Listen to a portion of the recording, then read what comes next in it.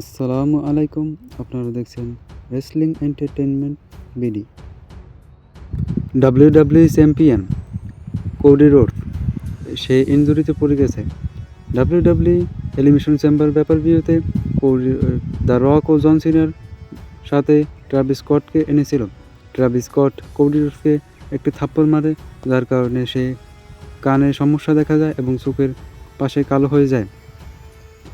এতে Cody Rhodes ইনজুরিতে পড়ে যায় এবং সে এখন অনেক দিন বাহিরে থাকতে পারে। ডাব্লিউডাব্লিউ আগামী মানডে নাইট ড্রতে সেথ রলিন্স ও সিএম পাঙ্কের মধ্যে একটি স্টিল ক্যাচ ম্যাচ অফিসিয়াল করে দিয়েছে। আর এই ম্যাচটিতে দেখা যাক যে রোমান রেইন্স রিটার্ন করে কিনা। আর এই ম্যাচটি খুবই ভালো হবে, তো আপনারা নিশ্চয়ই এই ম্যাচটি দেখবেন। ডাব্লিউডাব্লিউতে রিটার্ন করেছে দ্য ভাইপার র্যান্ডি অর্টন, কিন্তু সে রিটার্ন করলেও তাকে নিয়ে তেমন কোনো কথাবার্তা হচ্ছে না। জন সিনা ও কোডি রোডসের মধ্যে আমরা র্যান্ডি অর্টনকে সবাই প্রায় ভুলেই গেছি।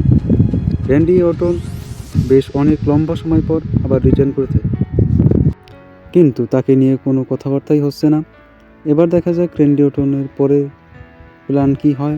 সে কেভিন ওয়েন্সের সাথে ম্যাচ লড়ে নাকি কোনো ওয়ার্ল্ড টাইটেলের জন্য যায়, এটা তো দেখার বিষয় যে র্যান্ডি অর্টন এখন কী করবে। মনে তো হচ্ছে সে কেভিন ওয়েন্সের সাথে ম্যাচ লড়বে রেসলম্যানিয়াতে এবং কেভিন ওয়েন্স তার অপোনেন্ট হবে। যদি এই ভিডিওটি ভালো লেগে থাকে তাহলে লাইক, কমেন্ট, সাবস্ক্রাইব করে চ্যানেলটির পাশে থাকবেন। ধন্যবাদ।